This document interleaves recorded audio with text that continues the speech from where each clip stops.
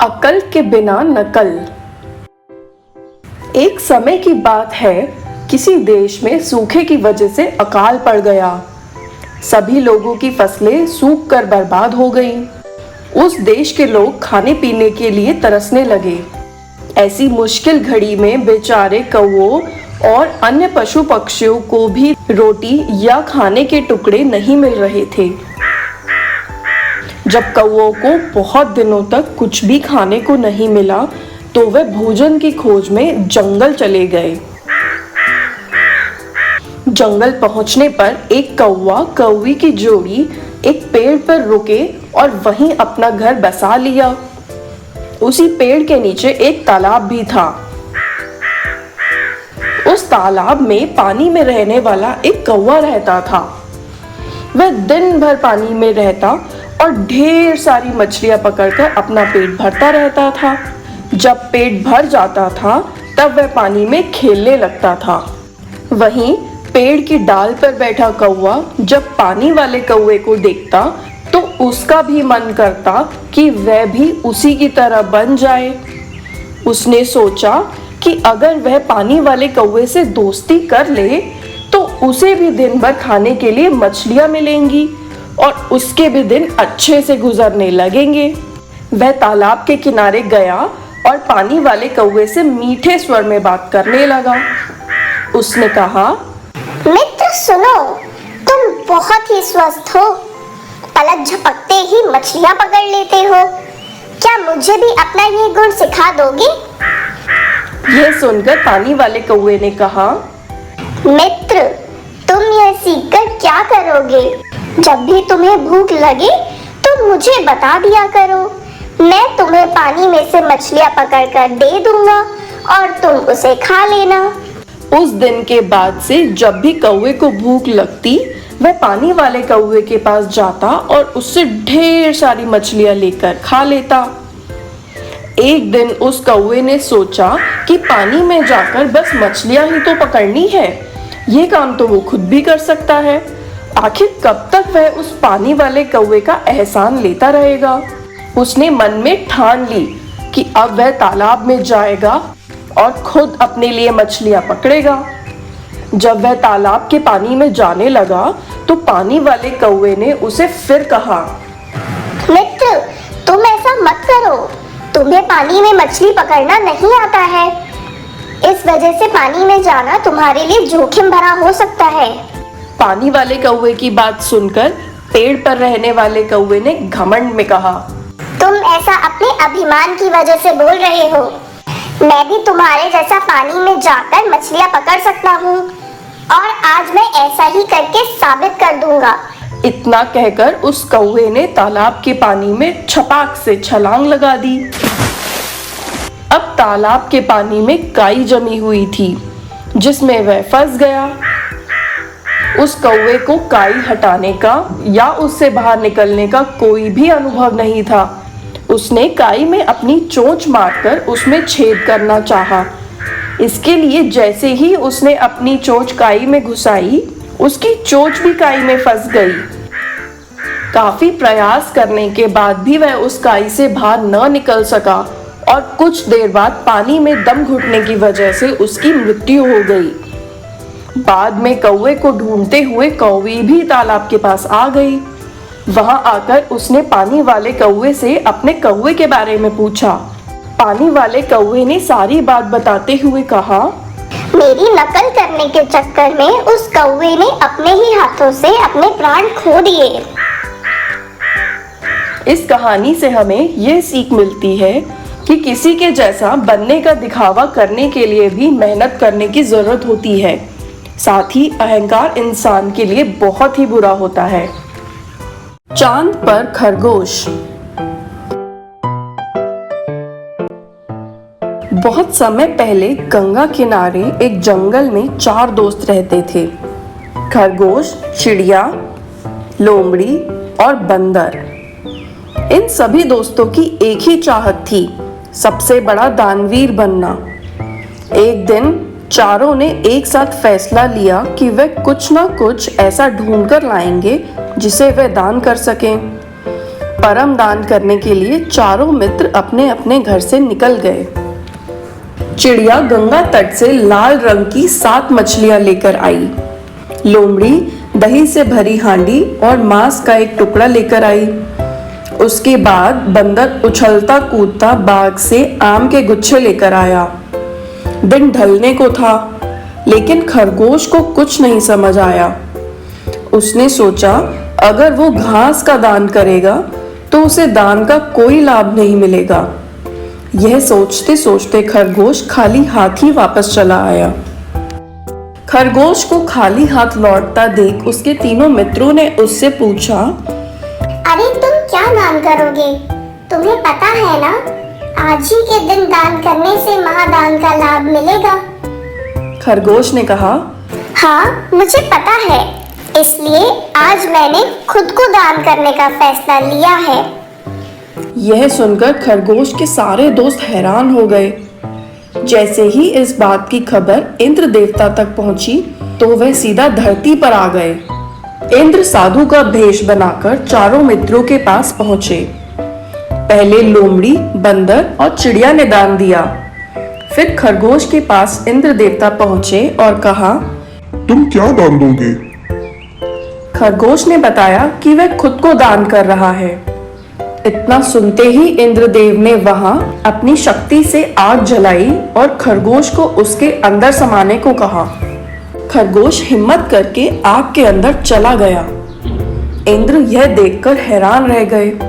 उनके मन में हुआ कि खरगोश सही में बहुत ही बड़ा दानी है और इंद्रदेव यह देखकर बहुत खुश हुए। उधर खरगोश आग में भी सही सलामत खड़ा था। तब इंद्रदेव ने कहा, मैं तुम्हारी परीक्षा ले रहा था। यह आग तो मायावी है, इसलिए इससे तुम्हें कोई नुकसान नहीं होगा। इतना कहने के बाद इंद्रदेव ने खरगोश को आशीर्वाद देते हुए कहा, तुम्हारे इस दान को पूरी दुनिया हमेशा याद करेगी। मैं तुम्हारे शरीर का निशान चांद पर बनाऊंगा। इतना कहते ही इंद्रदेव ने चांद में एक पर्वत को मसलकर खरगोश का निशान बना दिया। तब से यह माना जाता है कि चांद पर खरगोश के निशान हैं और इसी तरह चांद पर पहुंचे बिना ही चांद पर खरगोश की छाप पहुंच गई। इस कहानी से हमें यह सीख मिलती है कि अगर हम किसी भी कार्य को करने के लिए दृढ़ निश्चय कर लें तो वह कार्य जरूर पूरा होता है। एक ब्राह्मण का सपना। यह कहानी एक ब्राह्मण की है जो लोगों के घर जाता और पूजा पाठ किया करता था। एक दिन उसे दक्षिणा में ढेर सारा सत्तू मिला। वह उस सत्तू को पाकर बहुत ही खुश था। घर जाकर उसने आधा सत्तू तो खा लिया और बचे हुए सत्तू को मटके में रखकर टांग दिया। मटके को ऊपर लटकाने के बाद वह आराम से नीचे रखी खटिया पर जाकर सो गया। जैसे ही उसकी आंख लगी तो वह तरह तरह के सपने देखने लगा। उसने अपने सपने में देखा कि वह बचे हुए सत्तू को संभाल कर रखेगा और जैसे ही अकाल पड़ेगा तो सत्तू का दाम भी बढ़ जाएगा। फिर वह उस सत्तू को बेच देगा। सत्तू को बेचने के बाद उसे ढेर सारे पैसे मिलेंगे। उससे वह एक बकरी खरीदेगा। फिर उस बकरी को बड़ा करके उसे भी बेच देगा। उसे बेचने के बाद मिले हुए पैसों से वह एक गाय खरीदेगा। वह गाय का अच्छे से ध्यान रखेगा और उसके दूध को बेचकर पैसे कमाएगा। कमाए हुए पैसों से वह एक भैंस और घोड़े खरीदेगा। घोड़ों को बेचकर वह ढेर सारे पैसे कमाएगा और उन पैसों से सोना खरीदेगा। फिर जैसे ही सोने का दाम बढ़ेगा, उसे बेचकर ढेर सारा पैसा कमाएगा। उन पैसों से वह ढेरों संपत्ति खरीदेगा और बड़ा सा घर बनवाएगा।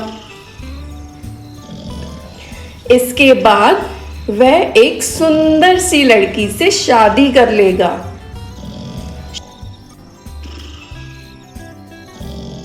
शादी कर लेने के बाद उसके बच्चे होंगे और वह उन्हें दूर से बैठकर खेलता हुआ देखेगा। जब उसका बच्चा रोएगा तो वह अपनी पत्नी से कहेगा कि वह बच्चे का ध्यान ठीक से नहीं रखती है। ये सब सपने में देखकर वह बहुत ही खुश हो रहा था। उसने यह भी देखा कि जब उसकी पत्नी काम कर रही होगी, तब वह अपने पति का कहना नहीं मानेगी तो वह उठकर उसे लात मारेगा। जब वह सपना देख रहा था, तभी लेटे लेटे उसने अपना पैर ऊपर की ओर दे मारा। उसका पैर सीधा मटके में जा लगा। उसकी वजह से वह मटका नीचे गिरकर टूट गया और पूरा सत्तू बर्बाद हो गया। ब्राह्मण की नींद खुली तो उसने देखा कि उसका सपना बर्बाद हो गया है। इसीलिए तो कहते हैं कि हमें बेवजह सपने नहीं देखने चाहिए और व्यर्थ ही लालच भी नहीं करना चाहिए। हमें अपना दिमाग केवल अपने कामों पर लगाना चाहिए। लक्ष्मी का वचन। एक पहाड़ी के नीचे रामगढ़ नाम का एक गांव था। गांव के सारे जानवर हरी घास खाने के लिए सुबह उसी पहाड़ी के ऊपर बसे एक जंगल में जाते और शाम होते होते घर वापस आ जाते थे। हर दिन की तरह लक्ष्मी नाम की एक गाय अन्य गायों के साथ उसी पहाड़ी के जंगल में घास खाने के लिए गई थी। वह हरी घास खाने में इतनी ज्यादा प्रसन्न थी कि वह कब एक शेर की गुफा के पास पहुंच गई, उसे पता भी नहीं चला। शेर अपनी गुफा में सो रहा था और वह 2 दिनों से भूखा भी था। जैसे ही लक्ष्मी शेर की गुफा के पास पहुंची, गाय की खुशबू से शेर की नींद खुल गई। वह शेर धीरे धीरे गुफा से बाहर आया और गुफा के बाहर गाय को देखकर बहुत खुश हुआ। शेर ने मन ही मन सोचा कि आज उसकी 2 दिनों की भूख मिट जाएगी। वह इस तंदुरुस्त गाय का ताज़ा मांस खाएगा और यह सोचकर उसने एक बहुत तेज दहाड़ लगाई। लक्ष्मी शेर की दहाड़ सुनकर डर जाती है। जब वह अपने आसपास देखती है तो वहां दूर दूर तक उसको कोई भी दूसरी गाय नहीं दिखती। उस शेर ने लक्ष्मी को देखकर फिर से दहाड़ लगाई और कहा, मुझे 2 दिनों से कोई शिकार नहीं मिल रहा था। मैं भूखा था। शायद इसलिए भगवान ने मेरा पेट भरने के लिए तुझे मेरे यहाँ भेजा है। आज मैं तुझे खाकर अपनी भूख मिटा लूंगा।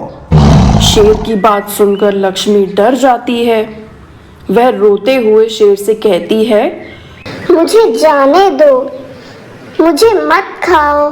मेरा एक छोटा बच्चा है जो अभी सिर्फ मेरा ही दूध पीता है और उसे घास खाना अभी तक नहीं आया है। लक्ष्मी की बात सुनकर शेर हंसते हुए कहता है, तो क्या मैं अपने हाथ में आए शिकार को ऐसे ही जाने दूं? मैं तो आज तुझे खाकर अपने 2 दिनों की भूख मिटाऊंगा। शेर के ऐसा कहने पर लक्ष्मी उसके सामने रोने लगती है और विनती करते हुए कहती है, आज मुझे जाने दो। मैं आज अपने बछड़े को आखिरी बार दूध पिलाना चाहती हूँ और उसे बहुत सारा प्यार करके कल सुबह होते ही तुम्हारे पास आ जाऊंगी। फिर तुम मुझे खा लेना और अपना भूखा पेट भर लेना। शेर लक्ष्मी की यह बात मान जाता है और धमकी देते हुए कहता है कि अगर कल तू नहीं आई तो मैं तेरे गांव आ जाऊंगा और फिर तुझे और तेरे बछड़े दोनों को खा जाऊंगा। लक्ष्मी शेर की यह बात सुनकर खुश हो जाती है और शेर को अपना वचन देकर गांव वापस चली जाती है। वहां से वह सीधा अपने बछड़े के पास जाती है, उसे दूध पिलाती है और उसे बहुत सारा प्यार करती है। फिर बछड़े को शेर के साथ हुई सारी घटना बताती है और कहती है कि उसे अब अपना ख्याल खुद ही रखना होगा। वह कल सुबह होते ही अपना वचन पूरा करने के लिए शेर के पास चली जाएगी। अपनी माँ की यह बात सुनकर बछड़ा रोने लगता है। दूसरे दिन सुबह होते ही लक्ष्मी जंगल की तरफ निकल जाती है और शेर की गुफा के सामने पहुंचकर शेर से कहती है, अपने वचन के अनुसार मैं तुम्हारे पास आ गई हूँ। अब तुम मुझे खा सकते हो। गाय की आवाज सुनकर शेर अपनी गुफा से बाहर निकल कर आता है और भगवान के अवतार में प्रकट होते हैं। वह लक्ष्मी से कहते हैं, मैं तो बस तुम्हारी परीक्षा ले रहा था। तुम अपने वचन की पक्की हो। मैं इससे बहुत प्रसन्न हूँ। तुम अब अपने घर और अपने बछड़े के पास वापस जा सकती हो। इसके बाद वह उस गाय को गौ माता होने का वरदान भी देते हैं और उसी दिन के बाद से सभी गायों को गौ माता कहना शुरू कर देते हैं। इस कहानी से हमें यह सीख मिलती है कि हमें अपनी जान की बाजी लगाते हुए भी अपने दिए हुए वचन को पूरा करना चाहिए। यही हमारे दृढ़ व्यक्तित्व को दर्शाता है। जादुई पतीला। सालों पहले पीतल नगर में एक किशन नाम का किसान रहता था। वह गांव के एक जमींदार के खेत पर काम करके किसी तरह अपना घर चला रहा था। पहले किशन के भी खेत थे, लेकिन उसके पिता के बीमार होने के कारण उसे अपने सारे खेत बेचने पड़े। मजदूरी में मिलने वाले पैसों से पिता का इलाज कराना और घर का खर्च चलाना मुश्किल हो रहा था। वो हर दिन बस यही सोचता था कि कैसे घर की स्थिति को बेहतर किया जाए। आज भी इसी सोच के साथ किशन सुबह सुबह जमींदार के खेत पर काम करने के लिए निकला। खुदाई करते समय उसकी कुदाल किसी धातु से टकराई और एक तेज आवाज हुई। किशन के मन में था कि आखिर ऐसा क्या है यहाँ पे। उसने तुरंत उस हिस्से को खोदा तो वहां से एक बड़ा सा पतीला निकला। पतीला देखकर किशन दुखी हो गया। किशन के मन में हुआ कि अगर यहाँ पे जेवरात होते तो मेरे घर की हालत थोड़ी सुधर जाती।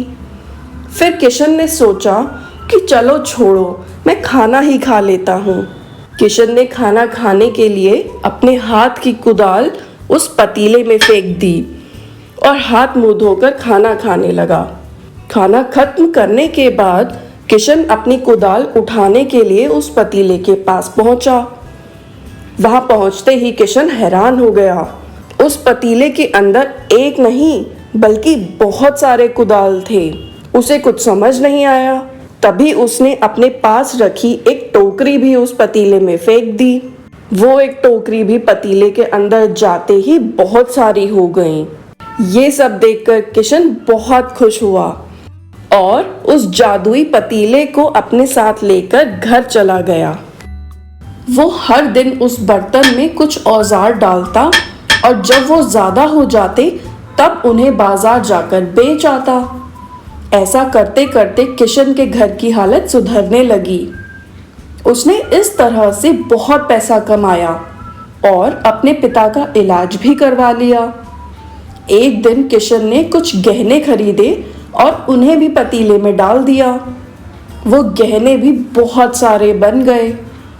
इस तरह धीरे धीरे किशन अमीर होने लगा और उसने जमींदार के यहाँ मजदूरी करना भी छोड़ दिया। किशन को अमीर होता देख जमींदार मोहन को किशन पर शक हुआ। वो सीधे किशन के घर पहुंच गया। वहां जाकर उस जादुई पतीले के बारे में उसे पता चला। उसने किशन से पूछा। तुमने ये पतीला कब और किसके घर से चुराया है? डरी हुई आवाज में किशन ने कहा। साहब, ये पतीला मुझे खेत में खुदाई के समय मिला था। मैंने किसी के घर से चोरी नहीं की है। खेत में खुदाई की बात सुनते ही जमींदार ने कहा। ये पतीला जब तुम्हें मेरे खेत से मिला है तो मतलब ये मेरा हुआ। किशन ने जादुई पतीला न लेकर जाने की बहुत मिन्नतें की, लेकिन जमींदार मोहन ने उसकी एक न सुनी। वो जबरदस्ती अपने साथ वो जादुई पतीला लेकर चला गया। जमींदार ने भी किशन की तरह उसमें सामान डालकर उन्हें बढ़ाना शुरू कर दिया। एक दिन जमींदार ने अपने घर में मौजूद सारे गहने एक एक करके उस पतीले में डाल दिए और रातों रात बहुत अमीर हो गया। एकदम से जमींदार की अमीर होने की खबर पीतल नगर के राजा तक पहुंच गई। पता लगने पर राजा को भी जादुई पतीले की जानकारी मिली। फिर क्या था, राजा ने तुरंत अपने लोगों को भेजकर जमींदार के यहाँ से वो पतीला राजमहल में मंगवा लिया। राजमहल में उस जादुई पतीले के पहुंचते ही राजा ने अपने आसपास मौजूद सामान उसमें डालना शुरू कर दिया। सामान को बढ़ता देखकर राजा दंग रह गया। होते होते आखिर में राजा खुद उस पतीले के अंदर चला गया। देखते ही देखते उस पतीले से बहुत सारे राजा निकल आए। पतीले से निकला हर राजा बोलता, मैं पीतल नगर का असली राजा हूँ, तुम्हें तो इस जादुई पतीले ने बनाया है। ऐसा होते होते सारे राजा आपस में लड़ने लगे और लड़कर मर गए। लड़ाई के दौरान वो जादुई पतीला भी टूट गया। जादुई पतीले के कारण राजमहल में हुई इस भयानक लड़ाई के बारे में नगर में सबको पता चल गया। इस बात की जानकारी मिलते ही मजदूर किशन और जमींदार मोहन ने सोचा, अच्छा हुआ कि हमने उस जादुई पतीले का इस्तेमाल सही से किया। उस राजा ने अपनी मूर्खता के कारण अपनी जान ही खो दी। इस कहानी से हमें यह सीख मिलती है कि मूर्खता का अंत हमेशा बुरा ही होता है और हर सामान का इस्तेमाल संभल कर करना चाहिए, नहीं तो हानिकारक भी हो सकता है। Thank you for watching. Don't forget to like and subscribe.